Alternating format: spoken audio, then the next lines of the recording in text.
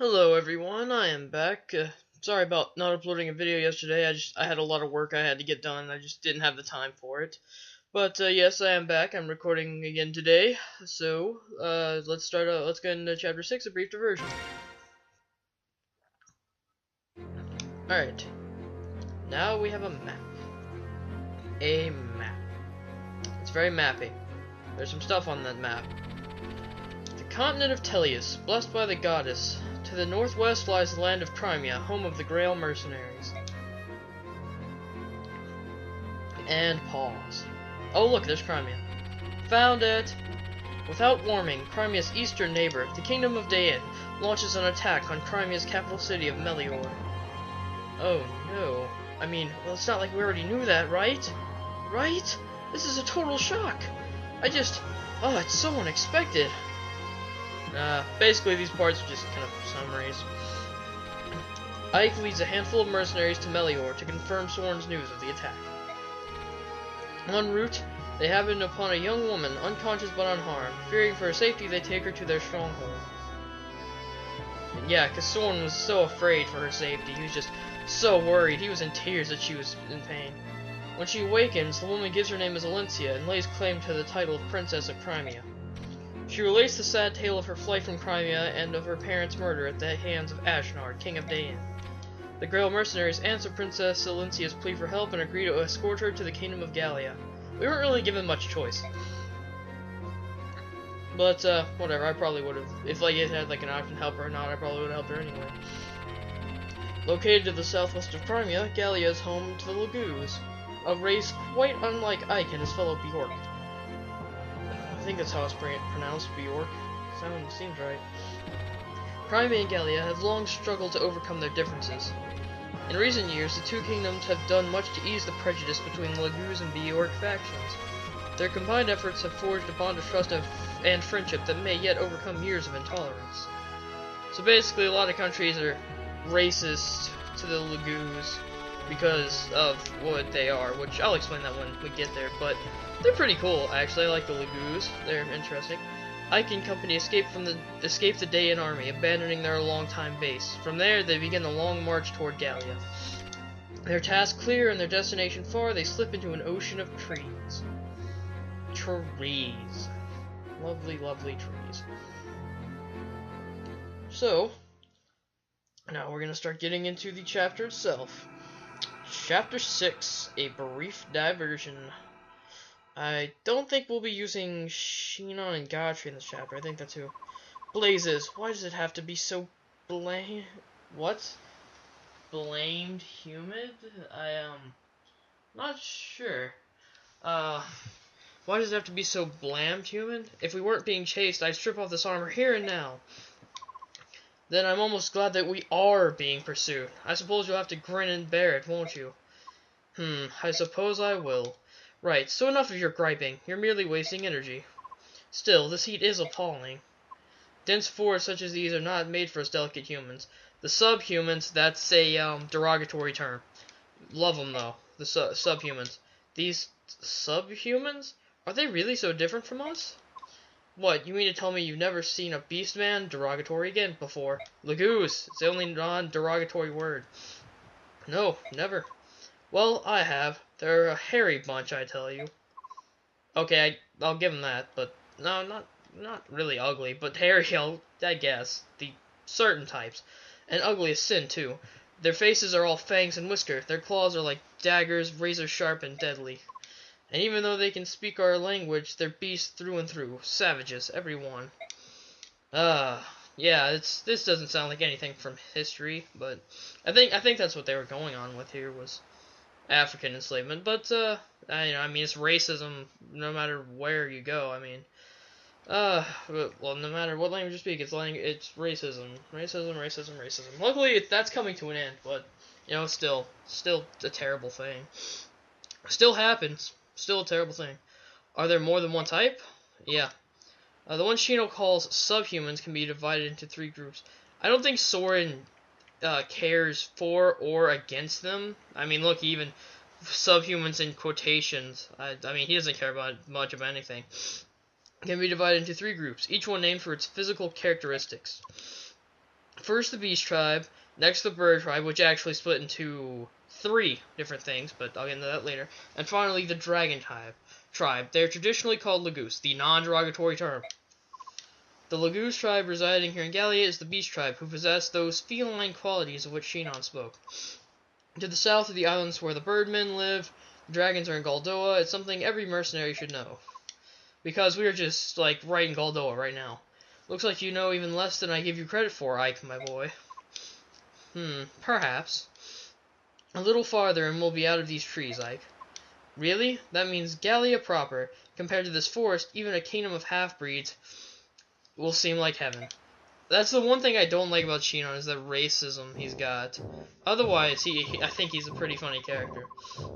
And that's when we lost track of them. I assigned a squad to pursue them and return so I could give you this report. Understood. You may step down. So, Princess Olyncia is making her way through the forest to Gallia. Enough. It appears your advice was sound. Well done. You have earned my praise. Thank you. When the king assigned me a tactician, I wondered what I had done to lose his trust. When I saw it was a young girl, I burned with anger at the king's judgment. Still, it's worked out better than I had expected. Keep up the good work. Of course. Now then, it's time for the hunt to begin. Oh, lovely. Hold it right there, everyone. We're coming to the edge of the forest. Form up. Combat positions. I don't suppose our Dayan pursuers were willing to let us just slip away. There's no doubt that they will attack again. Without knowing their numbers, it is difficult to advise a course of action. Take your best guess, Zorn. With the limited information we have, what is the best way to proceed? Some of our group cannot fight. If we are caught, we'll have a difficult time defending them and attacking the Dayans. I propose we separate into 2 groups, a small fighting force to engage the enemy and buy the main group some time, and the rest of us who will escort the princess to Gallia at full speed. You want to divide our combat strength? The main force aside, don't you think the risk to the smaller group is too high? I believe this is the only way to achieve our goal and keep casualties to a minimum. Not without casualties, to a minimum. He's thinking only logic here. It's possible there's an ambush waiting for us at the edge of the forest. If we proceed with no plan, we may be caught between the pursuit and the ambush, which would be the end of us all. Looks like we have no choice but to give it a go. Alright, let's split up. The diversionary team will be Godfrey, Shinon, and me. Yeah, Godfrey and Shinon not used in this chapter. The rest of you guard Princess Olyncia and proceed to Gallia straight away. Got it? Are you sure you're taking enough men? Idiot pup. Smaller numbers mean better mobility. Your time would be better spent worrying about yourself than us. Ellipses. Listen up. This will probably prove to be the biggest fight this company's faced. Remember, you've got only one life. I don't want any of you dying on me. Agreed. In times like these, it matters not what our blood ties are. We are family. If you don't want to cause your family any grief, then live. Ike will be commanding the main force. Titania, you're the support. Alright, let's move out. See you all in Gallia. Yay, we get to split up. What fun. The Gallia border. Alright. So, gonna put up some dialogue. Okay, there's the people. There we are. So they're waiting for us after all. There are more of them than I'd imagined there would be. I thought they would have been spread out across the forest border. I didn't expect to see so many in one place. Do we rethink our strategy? No, we've already split up. It's too late to reconsider now. Isn't there some way we can at least get the Princess, Mist, and Rolf to the far shore safely? There are 2 bridges. This thicket extends to the edge of the westernmost bridge. If we can use the trees as cover, we might be able to reach the bridge undetected. From there, we can launch a surprise attack. We'll be creating a diversion, right? More splitting up. Correct. While we keep the enemy's attention, the princess and the others can cross the bridge to safety. We've no time for discussion. That's the plan we go with. My lord Ike, I will fight with you. No, you won't. My lord? I cannot let you expose yourself to danger of any kind.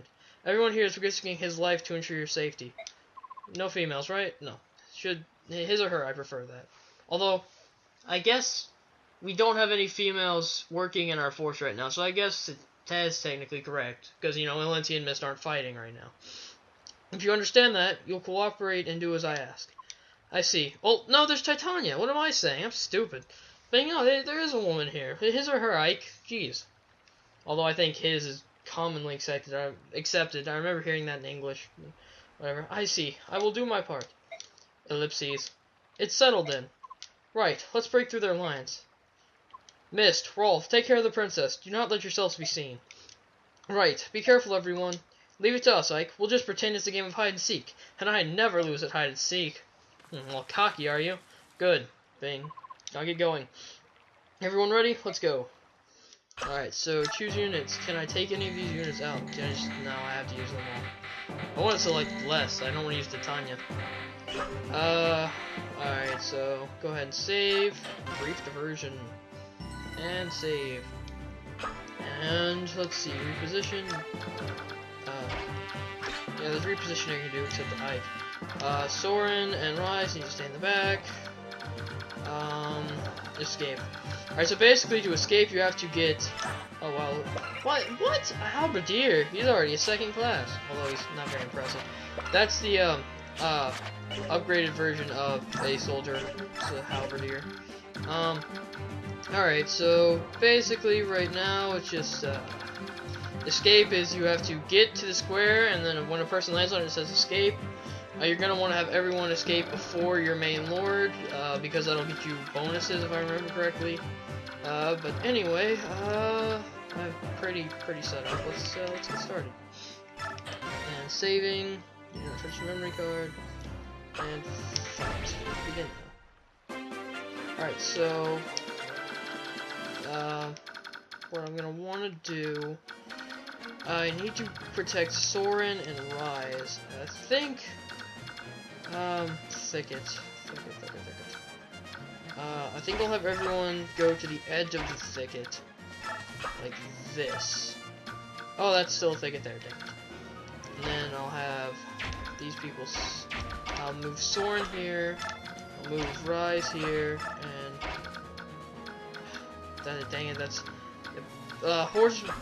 units on horseback can't move well through anything like thickets or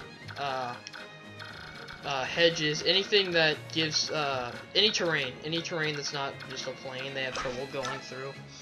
So, oh, what? Oh, okay. That's not good. Alright, so guess they're going with, like, these people don't see us right now. Alright, so I'm gonna have to do this. Wow, that's not even gonna kill him. You can get to the soldier then. It's not gonna... You people, disappointing. Alright, you kill this jerk. Go, Boyd! Don't be useless. You did it. Good. Alright.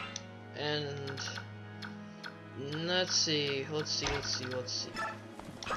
You go here and attack this guy. Oh, yes. Doing some dodges. Alright, I think I'll just leave you there, honestly. Now you attack... Oh. Regal Sword? Awesome. Okay, yeah. I'll have, Ike attack this guy. Oh, he got a critical. I was about to say, I hope he doesn't get hit, but he got a critical, so no worries about that. Oh, dang it. Alright, come on, Soren, don't fail me. Oh, was that a critical or a depth? Yeah, that was a depth, alright. So, this guy was doomed. Wow, this is all luck, although, I don't have the frying pan of victory with me, so this is all my own luck. I can do it all alone, I didn't need the frying pan. That was stupid anyway. I really shouldn't have done that in that last video. Frying pan of victory. Flying pan! New thing! No. That was stupid. We spotted the mercenaries. You there. Inform General Petrine at once. Request that you gather the troops. Yes, sir. Oh, that's lovely. Okay. Yeah, but, what is that? For a second I thought it was a sword master, but say, what? That's a bit overkill. What do you have? An axe. Whole axe. Okay. Need to kill this guy before something happens to Oscar. Because if you read that in that short time that was on screen, what that axe does is increase damage to units on horseback. And Oscar being a lance user, really? He had a 37. Yeah. overkill that one. I'm not gonna complain on that unnecessary critical. That guy was a jerk. Oh, okay. I can't discover the Eagle Sword. I'm just pointing that out. I wasn't thinking about it. I really... I don't need that right now, so I'm gonna drop it. No. Oh, so good. Alright, so... That's terrible. But I'm going to move Boyd back just because I don't need him getting in a scuff with the sword user. I'm going to move Rise back because I don't need him getting in a scuff with the sword user. And I'm going to move Storm once basically. Alright.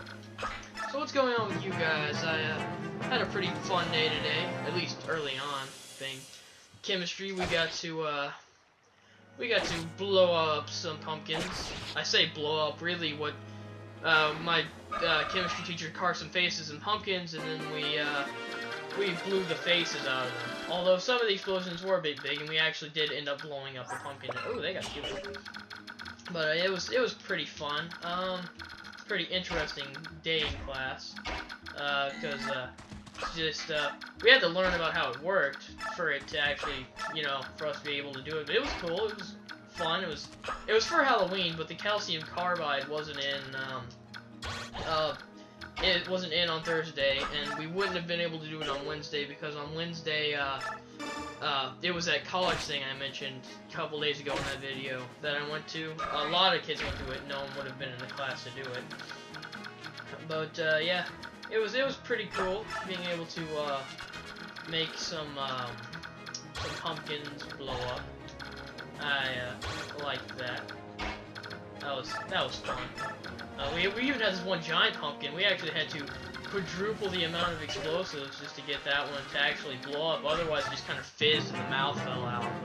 But we got it to explode well. It was pretty awesome. I liked it. My friend actually got, I guess you call it pumpkin shrapnel. I think he got hit in the stomach by one of the pumpkin's mouths.